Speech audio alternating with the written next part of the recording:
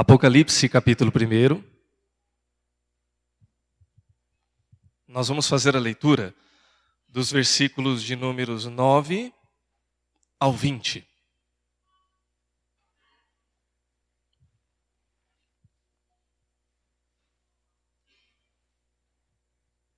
Apocalipse 1, do 9 ao 20. Nós vamos fazer a leitura na tradução da Nova Versão Internacional da Bíblia, ok?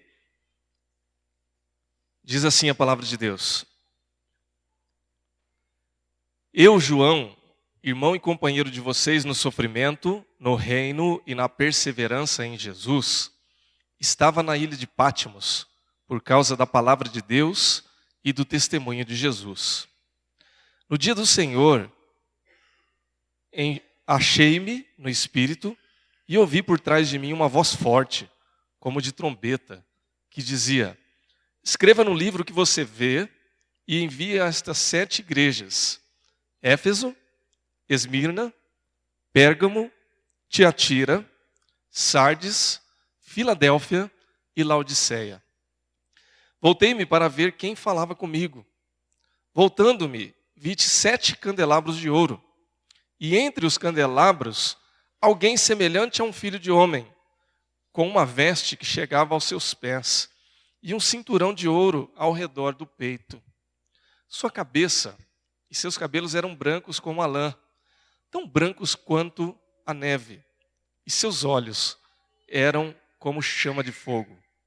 Seus pés eram como bronze numa fornalha ardente, e sua voz como o som de muitas águas.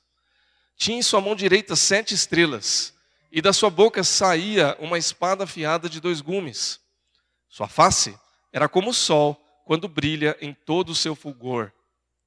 Quando o vi, caí aos seus pés como morto. Então ele colocou sua mão direita sobre mim e disse: não tenha medo, eu sou o primeiro e o último. Sou aquele que vive. Estive morto, mas agora estou vivo para todo sempre.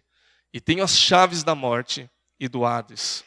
Escreva, pois, as coisas que você viu, tanto as presentes como as que acontecerão. Este é o mistério das 7 estrelas que você viu em minha mão direita e dos 7 candelabros. As 7 estrelas são os anjos das 7 igrejas, e os 7 candelabros são as 7 igrejas. Vamos orar? Pai, nós queremos te agradecer pela tua palavra, queremos que ela é viva, ela é eficaz, suficiente para nos instruir, para nos abençoar, para nos orientar conforme o teu querer, conforme a tua vontade. Abençoa-nos, portanto, por meio desta palavra, ilumina a nossa mente e os nossos corações, para que possamos compreender a tua perfeita e agradável vontade para as nossas vidas, em nome de Jesus. Amém. Essa semana, irmãs e irmãos, nós nos propusemos fazer um desafio diferente para a nossa classe de escola bíblica, em que nós estamos trabalhando sobre cinema e fé cristã. E a experiência foi da gente tentar, na medida do possível, na nossa agenda, aí, assistir alguns filmes, dentre eles um filme um pouco antigo já, mas com uma história guardada às devidas proporções, bastante atual, que é o filme Amadeus. Nós discutimos ele hoje pela manhã na sala Mundo, na nossa turma. E, como eu disse, é um filme adaptado de uma obra de Peter Shaffer, que já foi rodado na década de 80. Então é natural que muita gente não tenha visto. Mas aqueles que viram, com certeza, possivelmente tiveram uma experiência marcante com a história. E o enredo, ele basicamente se dá por meio de um conflito de entendimento. Há uma série de situações, né, que envolve talento musical e tudo mais, mas há um conflito entre 2 personagens principais ali, que é Salieri e Mozart.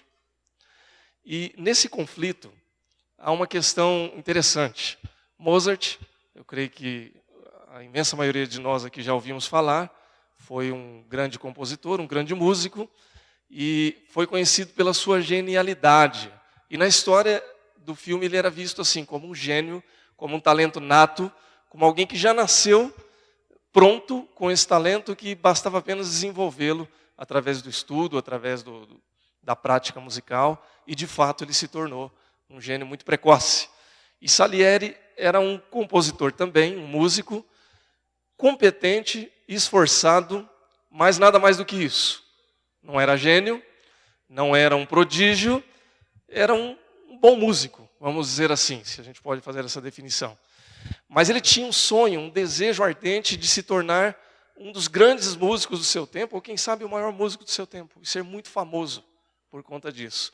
E ele começa a fazer uma série de propósitos com Deus, pedindo para que Deus transforme ele no maior músico. E assim ele iria glorificar a Deus com a sua vida e com a sua música. Na verdade, o que ele queria era uma barganha com Deus. E essa barganha dizia o seguinte: me torne um grande músico, e eu então serei um grande homem para o Senhor. Quando ele conhece Mozart, ele entra em colapso, porque ele encontra Mozart como um gênio muito superior a ele. E um homem que não era, vamos dizer assim, propriamente devoto a Deus.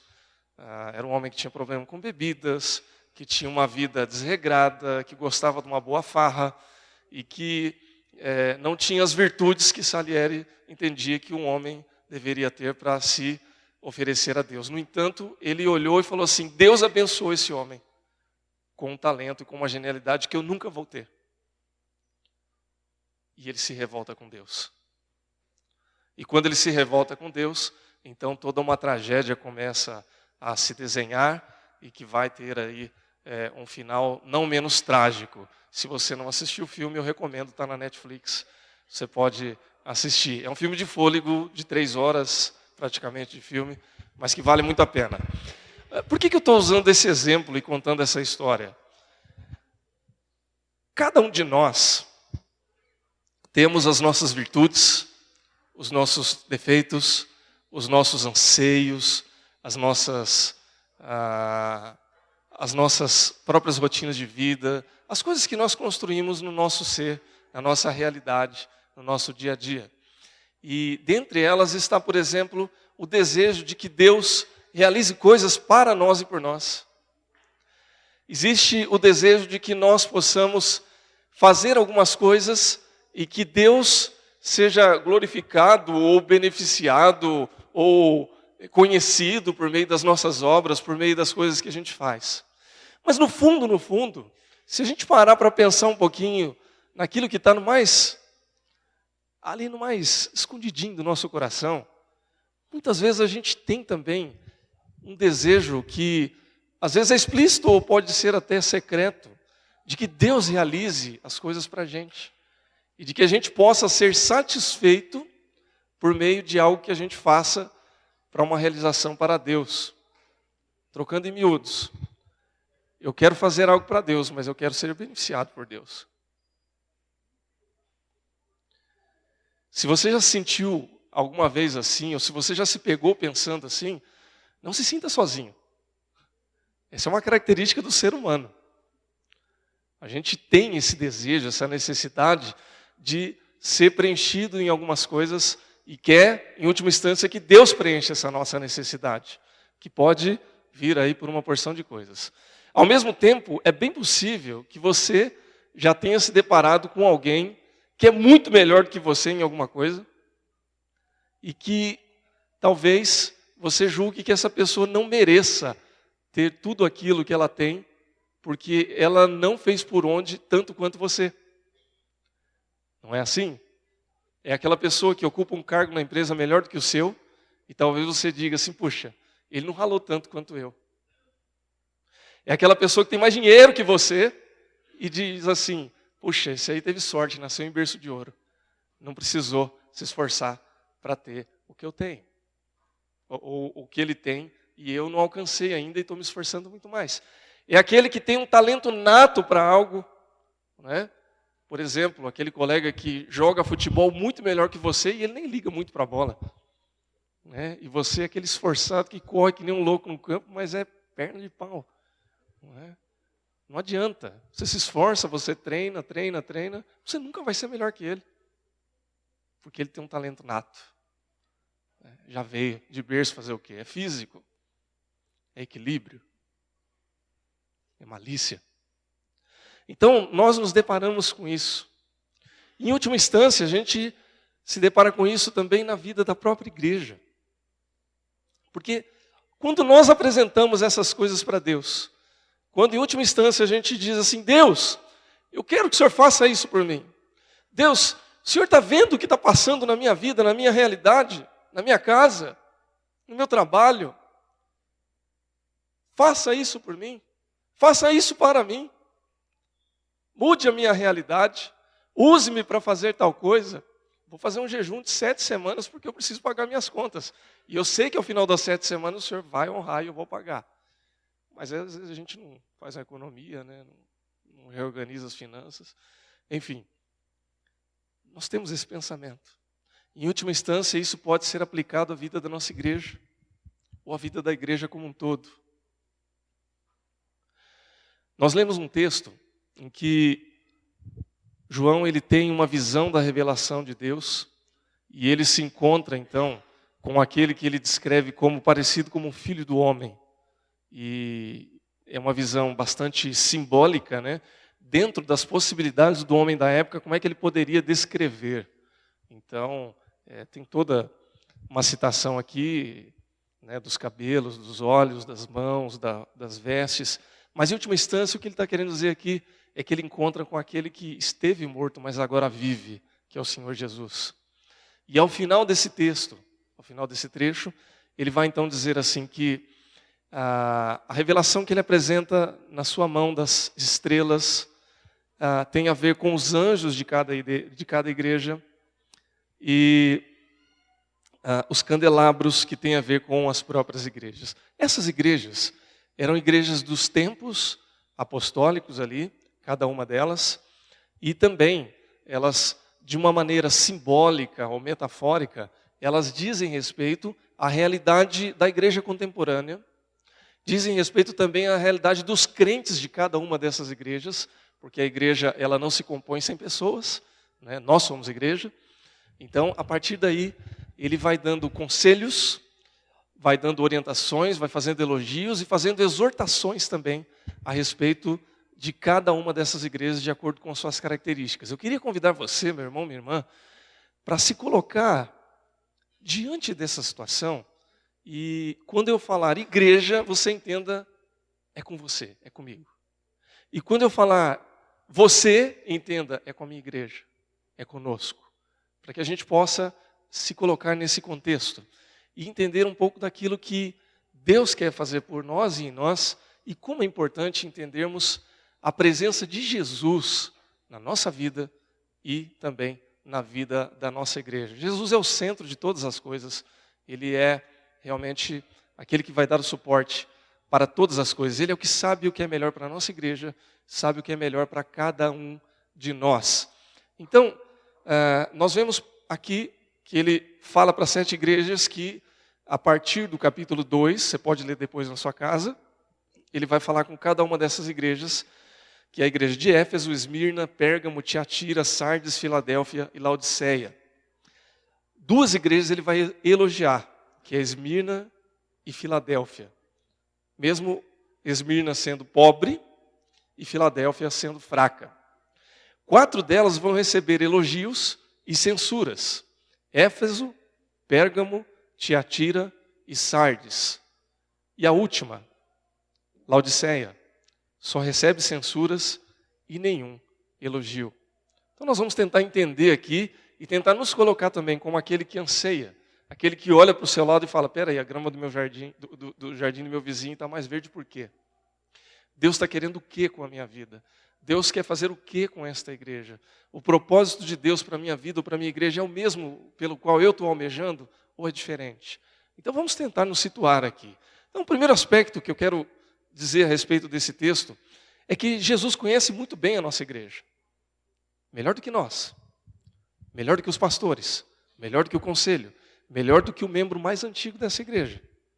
Assim como Jesus conhece melhor a nós mesmos. Ele conhece você, Ele conhece a mim, como ninguém conhece. Jesus está no meio da igreja. Jesus anda no meio da igreja. E aí então, para 5 igrejas, Éfeso, Tiatira, Sardes, Filadélfia e Laodiceia, Jesus diz assim: eu conheço as tuas obras. Eu sei o que vocês estão fazendo. É como se Jesus dissesse para nós também: Leonardo, eu conheço as tuas obras. Eu sei o que você anda fazendo.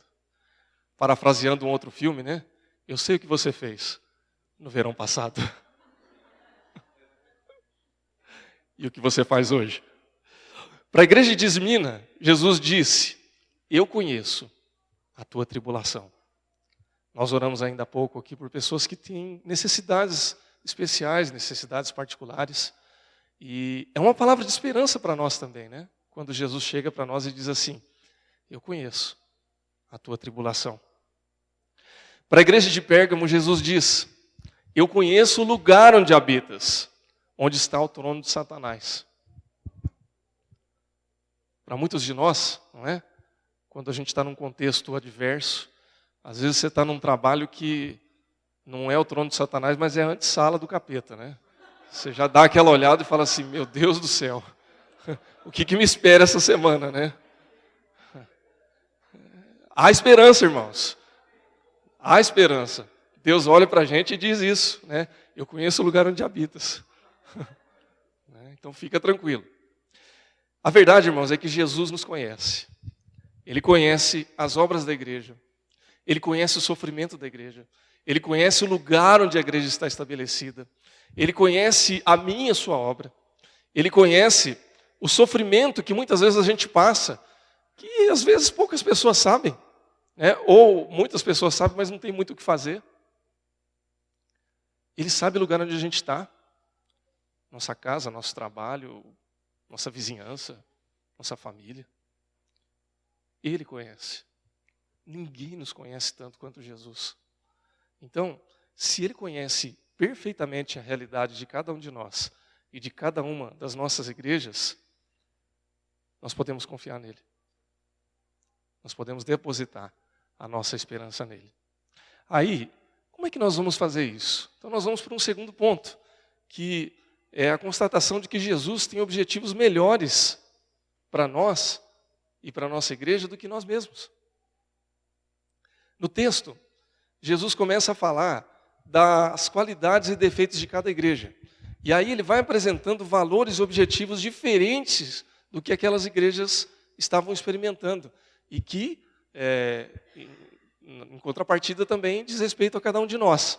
Ou seja, ele tem alguns objetivos que podem ser parecidos com os nossos, quando a gente dá sorte, né, de acertar a mão, ou quando a gente tem sensibilidade para ouvir a voz de Deus, ou ele tem objetivos melhores e diferentes do que a gente tem. A gente não entendeu ainda e precisa abrir um pouco mais aí a visão espiritual, ouvir um pouco mais a voz de Deus para a gente entender. E às vezes, muitas vezes, deixar que o nosso coração seja quebrantado, para que Deus tire tudo aquilo que não serve e comece a fazer aquilo que realmente Ele quer fazer na nossa vida. Então, por exemplo, ele diz para a igreja de Esmirna, a igreja de Esmirna, era uma igreja pobre. E Jesus diz assim: tu és rica. Interessante. A igreja rica, poderosa de Laodiceia, ele chega e diz: tu és pobre. A igreja de Sardes, ele olha para aquela igreja, e essa igreja se achava nota 10 em espiritualidade, né? Era a igreja dos espirituais, o povo estava flutuando quase que já. E aí então Jesus diz assim: tu estás morta. A igreja de Filadélfia, que era fraquinha, né? Tinha pouca força, né? Contextualizando, não tinha dinheiro para nada, não tinha muita gente para fazer vários ministérios. Ele chega e diz assim: eu coloquei uma porta aberta diante de ti, para você atravessar e para você se tornar uma igreja forte. Jesus elogia a igreja de Éfeso por sua fidelidade doutrinária, mas reprova essa igreja pelo abandono do primeiro amor. Por outro lado, Ele elogia a igreja de Tiatira pelo seu amor, mas reprova pela sua falta de zelo na doutrina. Como é que faz? Eles tinham obras abundantes, mas estavam tolerando o ensino de uma falsa profetisa. Isso mostra, irmãos, que muitas vezes a gente acha que está acertando porque a gente está valorizando as coisas que a gente acha que é bom para a gente. E que, às vezes, é bom sim, mas não é suficiente. Ou que muitas vezes tem aparência de algo bom, mas na verdade não é o que Deus quer para a gente. Se a gente pensar, por exemplo, que uma igreja estava valorizando o fato de ser muito rica, e aí Jesus diz assim, você é pobre, você tem que parar para pensar o que está acontecendo.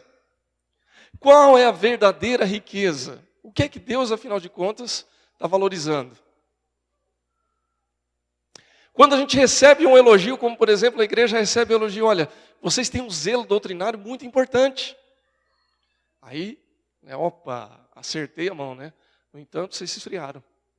Vocês precisam voltar ao primeiro amor. A doutrina virou uma regra na vida de vocês que já não salva mais ninguém. Isso é um problema muitas vezes para uma igreja. E é um problema também para a vida de um cristão. Há um certo momento que a igreja reformada, por exemplo, da qual nós fazemos parte, ela se preocupou tanto com o zelo doutrinário, de fazer as coisas direitinho, de ter o bom ensino da palavra de Deus, a boa prédica.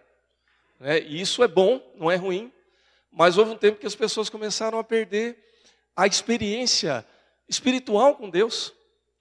Se você for estudar, por exemplo, algumas gravuras de um século e meio depois da Reforma Protestante, tem algumas gravuras bem cômicas. Aparece o pregador com toda a indumentária litúrgica, pregando eloquentemente, e as poucas pessoas que estão na igreja estão assim, dormindo de boca aberta, porque ninguém estava interessado em nada do que estava sendo pregado lá. A melhor doutrina possível, o melhor sermão, a melhor construção teológica pontuada, mas já não alimentava mais as pessoas. Irmãos, o que nós estamos valorizando para a nossa vida? Quanto tempo você tem investido a sua energia, os seus recursos, os seus talentos, os seus dons, em coisas que têm aparência de algo muito bom, mas Deus não está preocupado com isso? É uma pergunta retórica. Você vai ter que pensar na sua própria realidade. Ninguém vai poder dar essa resposta por você, a não ser Deus. Ou quantas vezes a gente entende que algo é bom, e de fato é bom, é necessário, é importante, mas por a gente se envolver com aquilo que a gente é bom, a gente negligencia o resto. Vamos voltar lá, por exemplo, da ilustração de Mozart e Salieri, que nós falamos lá no início. Mozart era um músico genial. E com a sua música ele poderia facilmente glorificar a Deus. Era um talento que ele tinha, uma qualidade que ele tinha e que ele deveria desenvolver. Ele jamais deveria deixar de ser músico, porque ele era um gênio naquilo. Mas aquela genialidade não salvou a sua vida, porque ele negligenciou todo o resto. Suas emoções, sua saúde, a sua moral. Deus tem um plano para a nossa vida, irmãos.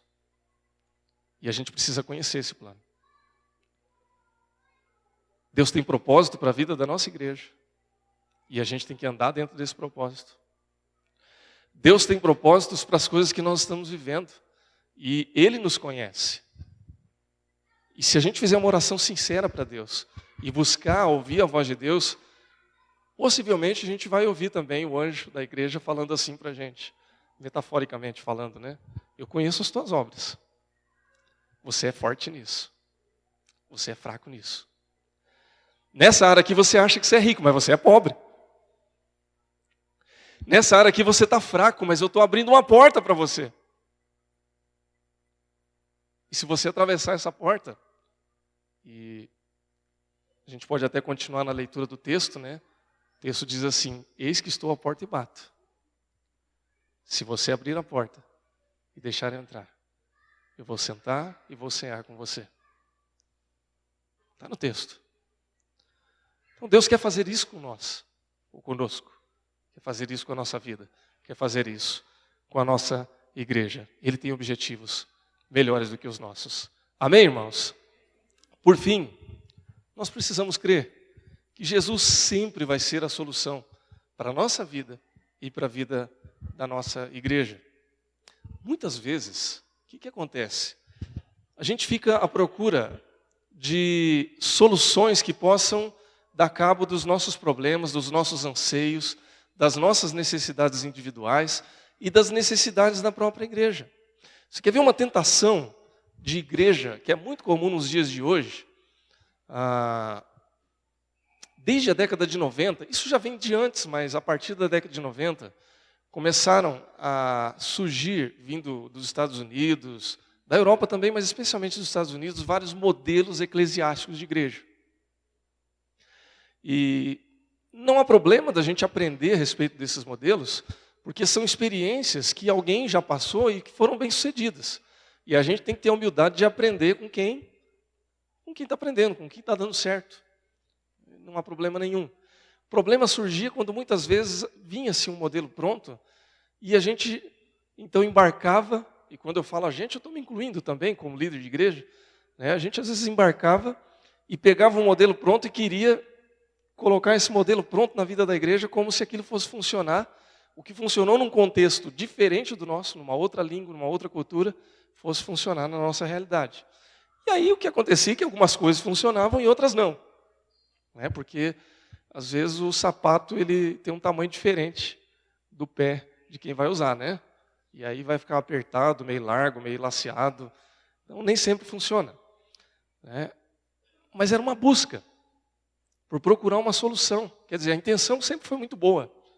Via de regra, era a intenção mais positiva possível. Como muitas vezes também na nossa vida, a gente procura algumas soluções não muito ortodoxas para mudar aquilo que nos dá valor, aquilo que nos favorece como indivíduos, aquilo que vai buscar trazer uma solução para a nossa realidade. Você quer ver um exemplo negativo disso? Uma pessoa que tem problema de autoestima, que tem problema de confiança e que quer socializar. Qual a primeira coisa que ela faz? Um lado negativo. Ela bebe. Ela usa algum tipo de entorpecente. Por quê? Porque ela precisa socializar. Você quer ver a coisa mais comum?